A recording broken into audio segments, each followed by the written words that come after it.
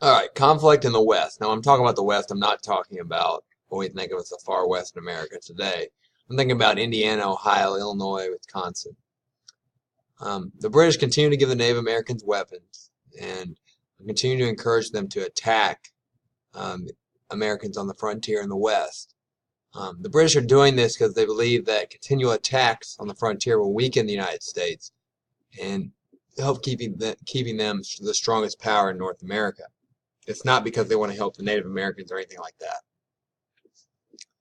Chief Tecumseh was a Shawnee leader, Shawnee chief. He was a warrior.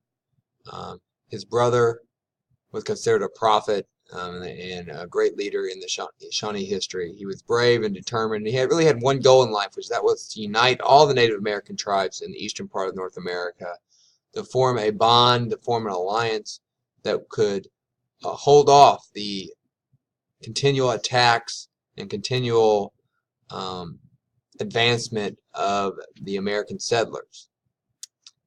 Governor William Henry Harrison of Indiana had different ideas. He was also a soldier, a general, a great leader. But his one goal was to clear Indiana from these attacks and open it up for peaceful settlement for the American people, thus removing the Native Americans. He believed that previous treaties that Native Americans have signed to give up land in Indiana should be honored. Tecumseh disagreed. He said, he basically believed that those treaties and agreements were not made with the Shawnee. They were not made with his tribe or his nation, so why should he be forced to honor those? It was two different point of views on the same subject that will lead to bloodshed. There's Harrison.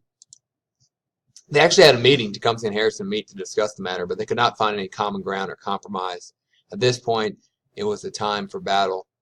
Tecumseh, Harrison's pretty smart. He knows that Tecumseh is trying to form this alliance. He knows that Tecumseh will have to travel to recruit people for his alliance, to recruit new tribes for his alliance. So when Harrison hears that Tecumseh is down in Tennessee and Kentucky recruiting more warriors, more tribes for his alliance, Harrison strikes. He has his men attack Prophetstown, which was the Shawnee capital and Tecumseh's hometown. And while Tecumseh being gone, the warriors for the Shawnee didn't have the leadership that they needed, and they were caught by surprise. And in the Battle of Tippecanoe, the U.S. troops badly defeated Tecumseh's forces, burning Prophetstown to the ground, killing many of the warriors, and forcing the women and children to flee up towards Canada. Tecumseh himself will never return to his home area, never return to prominence, as he too will have, as a wanted man, will have to flee to Canada for British protection. So the Battle of Tippecanoe is a devastating defeat for the Native Americans in Indiana, and really opens up Indiana and Illinois and Ohio to onward settlement, and it's the end of the Native Americans having any influence or power there.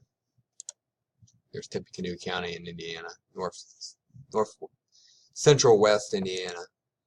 There's what the battle may have looked like. With all this going on, people are really tired of the oppressment the British are doing. They're really tired of them arming the Native Americans, and so people are calling for war. People who are pushing for a war with Britain again were called war hawks. They were urging the American government to invade Canada. In 1808, Thomas Jefferson followed George Washington's president, and he did not seek a third term as president.